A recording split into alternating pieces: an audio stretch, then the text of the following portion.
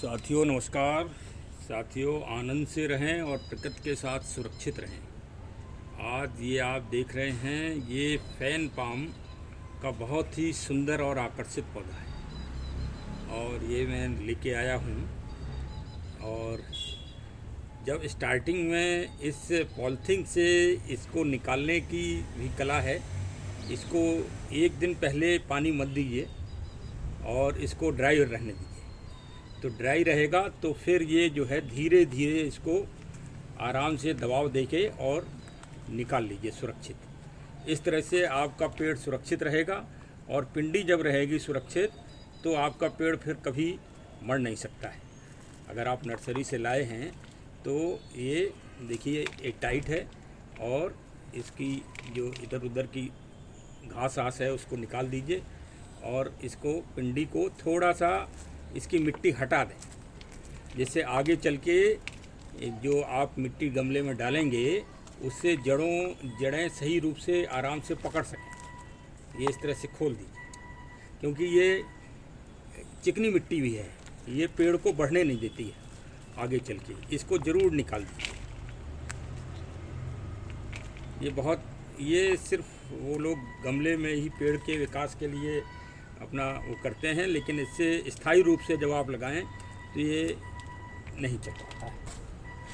और ये इसके लिए अलग अच्छी सॉइल बनाइए, जिसमें करीब 30% तो साधारण मिट्टी रहे और करीब 20% लीफ कंपोस्ट और सैंड 30%, क्योंकि इसका ये पाम वैरायटी है। पाम की बहुत सुंदर वैरायटियां हैं, उसी में से ये एक है।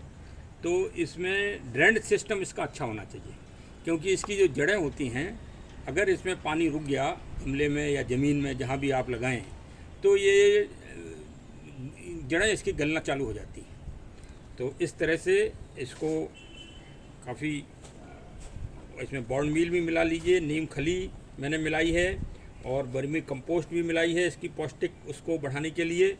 क्योंकि एक बार अगर आप स्टार्टिंग में ही ज़्यादा खाद की आवश्यकता नहीं पड़ती इन पाम की वैरायटियों में, एक बार जब स्टार्टिंग में लगाएं तभी इसको पोषक तत्वों से इसको भरपूर कर दें। तो फिर और देखिए गमले में बहुत अच्छे छेद कई हैं और जिससे पानी का बहुत अच्छा सिस्टम बने रहेगा। टुकड़े डाल दिए गए हैं और टुकड़े डालने के बाद बहुत ही अच्छी सोल तैयार की गई है, रिच। इसमें सारे पोषक तत्वों को समावेश किया गया है और इस तरह से इस पौधे की सुरक्षा को पूरा ध्यान रखते हुए कि आगे इसको उखाड़ना ना पड़े। क्योंकि पाम में एक ये भी हमने बात देखी है कि अगर इसे बार बार अगर आपने एक गमले से दूसरे गमले में या एक जगह लगाया फिर दूसरी जगह लगाया तो फिर इस पौधे की बाढ़ जो है रुक जाती है और इसका जो ग्रीनेज है वो भी ख़राब हो जाती है। और ग्रीनेज ही इसकी सुंदरता है। देखिए कितने नए पत्ते अभी इसमें निकल रहे हैं, 2 पत्ते निकल गए हैं। बस अब थोड़ा सा सावधानी ये रखना है कि गर्मी में डायरेक्ट इसको सूर्य की रोशनी में नहीं रखना है, पाम को डायरेक्ट नहीं रखना है।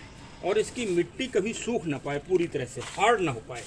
अगर मिट्टी हार्ड हो गई तो भी आप समझिए कि पाम का पौधा फिर जो है चल नहीं पाता है और इसकी पत्तियां सूखने लगती हैं, जलने लगती हैं तुरंत। तो ये 2 3 4 टिप्स हैं। इसको अगर सुरक्षित आप कर लेते हैं तो पाम तो ऐसी चीज़ है कि सालों साल एक बार अगर आपने लगा दिया तो सालों वो चलता रहेगा। ये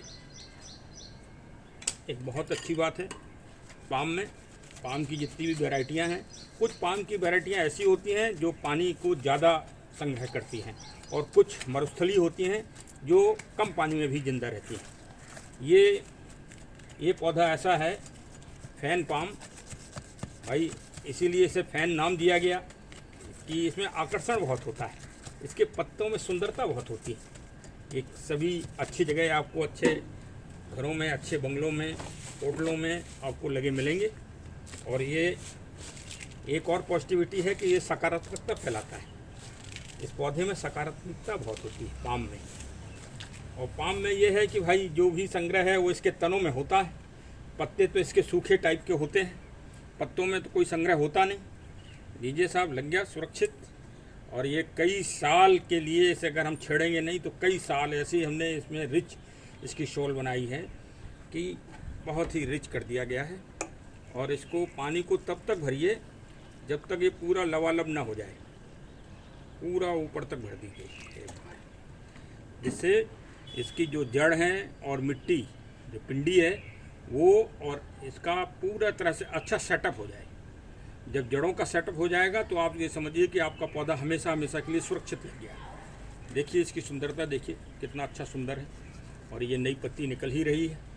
बस अभी अगर टेढ़ा एढ़ा है तो इसी टाइम सीधा उसको करने का प्रयास कर लीजिए, क्योंकि फिर बाद में अगर वो टेढ़ा लग गया तो टेढ़ा ही फिर रहेगा।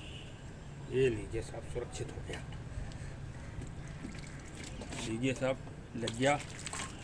इस तरह प्रकृति को बढ़ाते रहिए, प्रकृति से जुड़े रहिए और आनंद प्राप्त करते रहिए हरियाली का। बहुत बहुत धन्यवाद। Thank you, thank you.